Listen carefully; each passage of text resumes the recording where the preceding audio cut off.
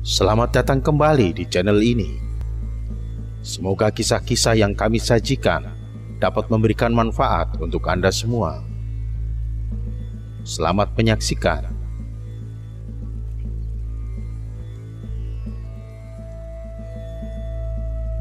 Empu Lembu Nala atau Laksamana Nala adalah Panglima Angkatan Laut Majapahit yang menjabat sejak Majapahit di bawah kekuasaan Tribuana Tunggadewi hingga Hayam Wuruk.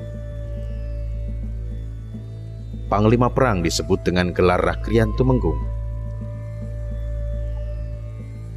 Nama Empu Nala sebagai Panglima perang Majapahit disebut dalam 5 sumber sejarah, yaitu Kakawin Nagara Kertagama atau di Cawarnana, Prasasti Prapanca Sarapura, Prasasti Batur, Prasasti Bendasari, dan Prasasti Sekar.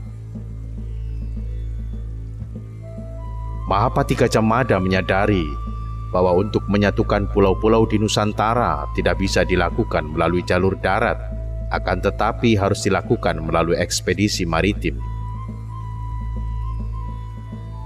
Pada saat itu, Majapahit sudah memiliki angkatan laut dengan kapal perang bekas tentara Mongol yang dikirim oleh Kublai Khan untuk menaklukkan Jawa pada saat pemerintahan Kertanegara. Namun, angkatan laut yang dimiliki saat itu masih lemah. Oleh karena itu, Gajah Mada meminta bantuan dari Laksamana Nala untuk memperkuat angkatan laut Majapahit, melakukan perbaikan kualitas kapal untuk para prajurit perang Majapahit.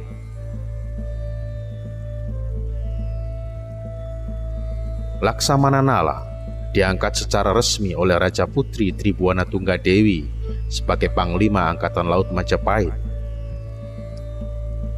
Laksamana Nala lalu banyak menghabiskan waktunya di pangkalan militer Angkatan Laut, yaitu di Pelabuhan Ujung Galuh, kini Pelabuhan Tanjung Perak, Surabaya.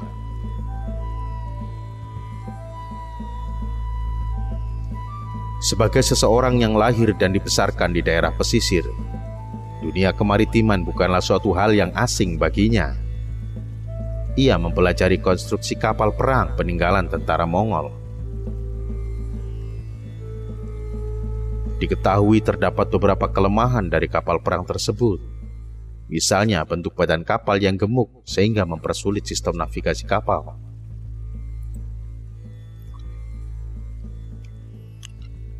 Nala merancang bentuk kapal yang ideal bagi Angkatan Laut Majapahit. Badan kapal rancangannya dibuat lebih ramping, namun kapasitasnya 4 kali lebih besar daripada kapal sebelumnya. Kapal ini bahkan mampu menampung ratusan prajurit, bekal selama setahun, dan puluhan ribu kuda. Kapal rancangan Nala tersebut dari sejenis kayu pohon raksasa yang tumbuh di pulau yang dirahasiakan. Selain itu, kapal perang Majapahit dilengkapi dengan meriam cetbang. Setelah internal Angkatan Laut Majapahit dibenahi, Laksamana Nala mulai memimpin ekspedisi maritim ke seluruh Nusantara di bawah pengawasan Patih Gajah Mada. Pada tahun 1339 sampai 1341, Angkatan Laut yang dipimpin oleh Laksamana Nala berhasil menundukkan seluruh Nusantara bagian barat, yang dimulai dari Kerajaan Samudra Pasai ke seluruh Pulau Sumatera, Semenanjung Melayu, dan berakhir di Kalimantan. Ekspedisi Majapahit ke Tanah Samudra Pasai merupakan ekspedisi terbesar selama Majapahit berdiri, dengan mengikut sertakan 400 kapal, yang mana satu kapal dapat menampung 200 sampai 1000 orang. Pada tahun 1343, bersama Gajah Mada, Laksamana Nala mampu menaklukkan Nusantara Timur, yang dimulai dari Bali, Lombok, Sumbawa, Seram, Sulawesi, dan berakhir di Dompo. Angkatan Laut Majapahit di bawah komando Laksamana Nala merupakan angkatan laut terbesar dan terkuat di dataran Asia Tenggara. Kekuatannya kurang lebih terdiri dari 40.000 tentara, menjadikan Majapahit sebagai sebuah negara adikuasa yang disegani di kawasan Asia Tenggara, bahkan Kekaisaran Cina. Dalam buku Kisah Para Kesatria Penjaga Samudra karya Agus Suroso dan Majapahit Peradaban Maritim karya Irawan Djoko diceritakan, Nala menempatkan gugus kapal perang berjumlah beberapa puluh untuk menjaga 5 titik penting perairan Nusantara. Armada gugus pertama bertugas di sebelah barat Pulau Sumatera sebagai gugus kapal perang penjaga Samudra Hindia di bawah pimpinan Laksamana yang berasal dari Jawa Tengah. Armada gugus kedua, kapal perang penjaga Laut Kidul atau sebelah selatan Pulau Jawa, di bawah pimpinan seorang Laksamana Putra Bali. Armada gugus ketiga, bertugas menjaga perairan Selat Makassar dan wilayah Ternate, Tidore dan Halmahera, di bawah pimpinan seorang Laksamana Putra Makassar. Armada gugus keempat menjaga Selat Malaka dan Kepulauan Natuna di bawah pimpinan seorang Laksamana dari Jawa Barat. Armada gugus kelima menjaga Laut Jawa hingga ke arah timur sampai Kepulauan Rempah-Rempah Maluku. Armada Jawa ini mengibarkan bendera Majapahit, ditambah lagi bendera emas simbol Istana Majapahit. Biasanya dipimpin oleh seorang Laksamana berasal dari Jawa Timur. Setiap armada gugus kapal perang terdapat kapal bendera tempat kedudukan pimpinan komando tertinggi bagi semua kapal penyerang, kapal perbekalan, dan pelindung kapal bendera itu sendiri. Dari kelima armada Majapahit itu, beban berat ialah menjaga perairan Selat Malaka dan Laut Cina Selatan yang penuh perompak yang berpangkalan di sekitar wilayah Champa, Vietnam, dan Tiongkok. Armada keempat yang menjaga Selat Malaka itu biasanya dibantu oleh armada pertama penjaga Samudra Hindia jika perompak melarikan diri ke barat laut menyusuri Selat Malaka.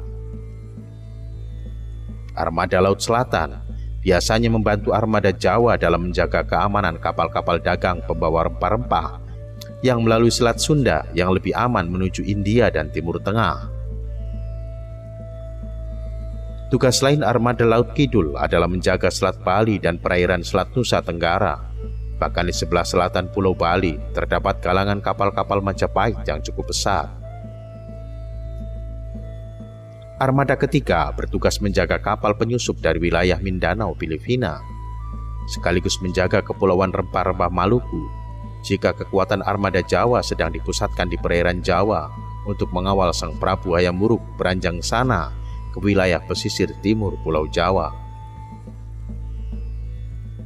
Armada Jawa merupakan kekuatan terbesar armada gugus kapal perang Majapahit karena tugasnya paling berat menjaga pusat kerajaan Istana Majapahit sekaligus menguasai jalur laut menuju Kepulauan Rempah-Rempah Maluku yang dikuasai langsung oleh pemerintah pusat Majapahit.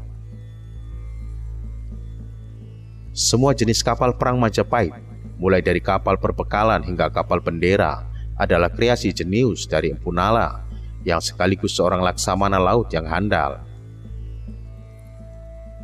Nala menciptakan kapal-kapal dari sejenis kayu raksasa yang hanya tumbuh di sebuah pulau yang dirahasiakan.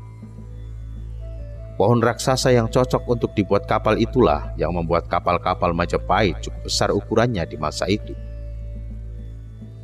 Setelah Gajah Mada dan Empu Nala wafat, maka kekuatan Majapahit pun berangsur lemah, apalagi tatkala terjadi perang Paregreg. Kapal-kapal Majapahit saling serang satu sama lain. Terjadi kehancuran bagi seluruh armada.